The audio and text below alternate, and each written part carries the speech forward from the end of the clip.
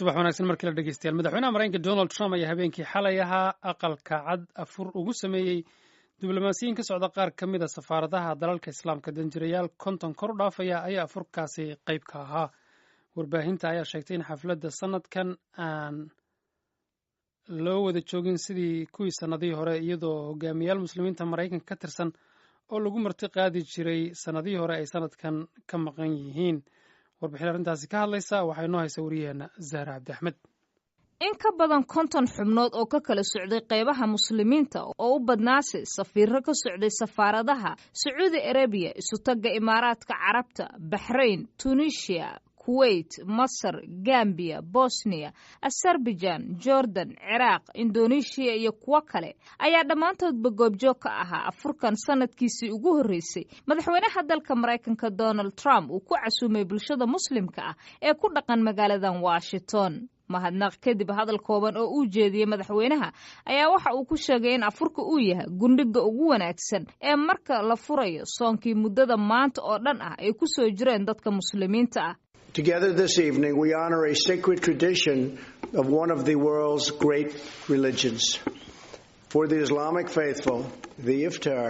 si wada jira caawa waxaynu quweynaynaa mid ka mid a diimaha adduunka ugu qiimaha badan leh sida uu qabo islaamku afurku waa bilowga soo gabagabeeya soonka maanta oo dhan lagu soo jiray iyo falcelinta ruuxiga ee guud ahaanba bisha barakaysan ee ramadaan ka turjumaysa afurku waa aasaaska isu imaatinka qoyska iyo saaxiibada si ay ugu wada damaashaadaan kaasoo si wada jira ay ugu kulmayaan isjacayl nabad iyo qalbi xaadnaan.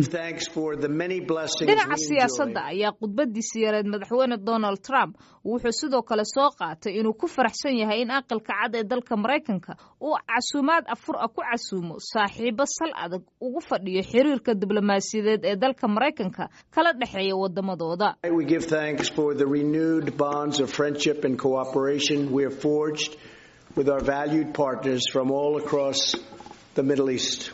So many of you I spent time with not so long ago, about a year ago. That was one of the great 2 days of my life. That was one of the most fabulous times, and I think waxaanu mahad celinayaa soo cusboonaysiinta ballanteena ku qotonta saaxiibtinimada iyo iskaashiga taasoo naga dhaxaysa annaga iyo saaxiibadeena guud ahaan bariga dhexe in badan oo idin ka mid a waxaan la qaatay waqti muddo aan dheerayn oo sanad ka hora taasina waxay ahayd mid ka mid a 2 maalmood oo noloshayda ugu qiimaha badnaa mid ka mid a waqtiyadaydii ugu fiicnaa waxaan filayaa inaan wax badan isla qabanay. madaxweyne Donald Trump ayaa cashadiisan afurka ee uu la qaatay qaar ka mid ah hogaamiyaasha muslimiinta ee ku sugan Washington iyo diblomaasiyiintan waxa ay ku soo beegmaysaa iyada oo maamulkiisa uu horay u mamnuucay dalkan inay yimaadaan dhowr wadan oo 6 ka badan oo muslimiin dadkooda ugu badan ay yihiin Soomaaliyana ay ku jirto. waqtigaana sidoo kale loo tiirinayo in islaam naceebka uu soo baahay tan iyo wixii ka dambeeyay doorashadii madaxtinimo ee dalkan Maraykanka ka qabsoontay sanadkii 2016 waxaa sidoo kale afurkan xalay ee madaxweyne Donald Trump uu ku soo beegmaya iyadoo uu u aqoonsaday Jerusalem inay tahay caasimadda Israel safaaradii Maraykankana uu halkaasi ka furay inkastoo dunida muslimka ah iyo caalamka intiisa kaleba ay si wada jiro intooda badan uga soo horjeesteen. aad iyo aad buu mahadsan tahay Sahra Cabdi Axmed oo nala socodsiinaysay warbixintaasi ka hadlaysay afur madaxweynaha Maraykanka Donald Trump habeenkii xalay ahaa ugu sameeyey diblomaasiyiin muslimiin ah aqalka cad ee Maraykanka. isla arrimaha islaamka ee dalka Maraykanka ayaan ku guda jirnay Axmed Burhaan Maxamed oo ah wiil 16 sano jir ah ayaa kaalinta koobaad wuxuu ku guuleystay tartankii Quraan akhrinta Kariimka ah ee caalamiga ah ee ka dhacay Isutaga Imaaraadka Carabta.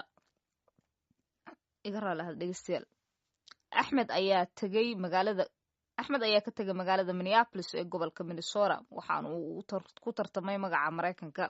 wariyaha VOA da Minnesota ayaa Axmed hadaba wuxuu kula kulmay ama uu ku wareysay khadka telefoonka ee magaalada Chicago markaas oo transit uu ahaa asagoo ka soo noqday Isutaga Imaaraadka Carabta oo tartanka uu ka dhacay. aad u faraxsanahay inaan gurtaas gaaray dadaalka macalinka sameeyay waalidkiisa waxaa akhrin jiray 5 juz iyo 5 juz muraajacin jiray ood ku noqon jirtay.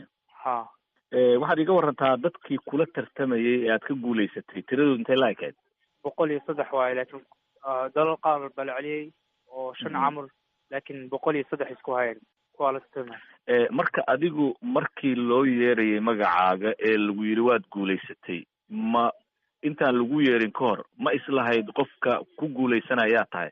markii hore way ii sheegeen inaad 10 hore ku jiro laakiin ma gelin booska gali doono.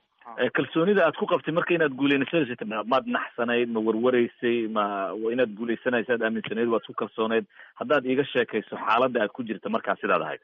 tartan waa qadar wallahi way nasiib waay ma gelinaysi waxa heli doonto soo ani iska ducaysanay ma gelina waxa heli doonto.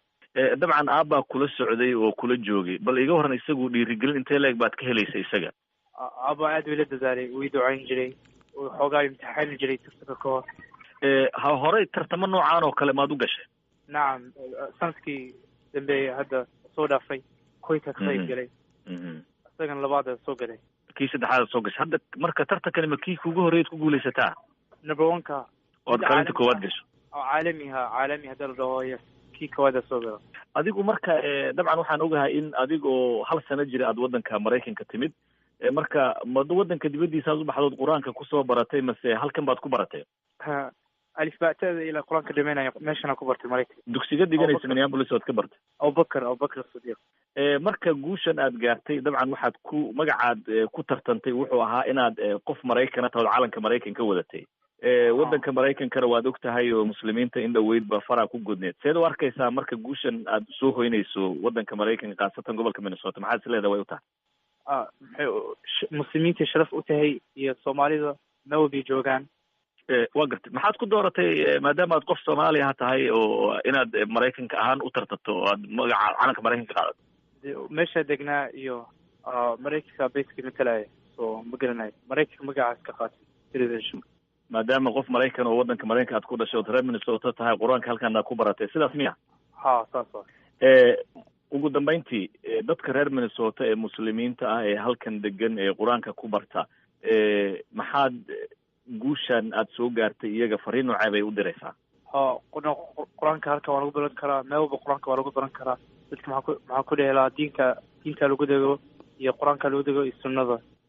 dad Soomaali ah wadamo kale ka yimid tartanka ma kugula jireen? dad badan طبعا.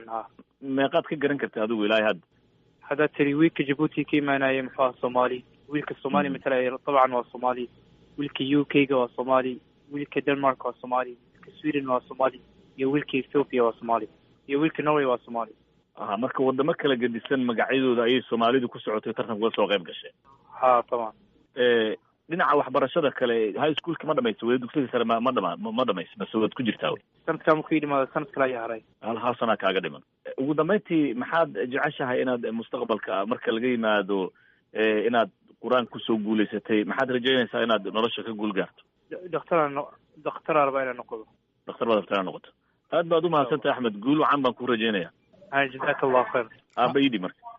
assalaamu calaykum. calaykum asalaam. magacaagu saddexan ii sheeg. waa Burhaan Maxamed Cilmi.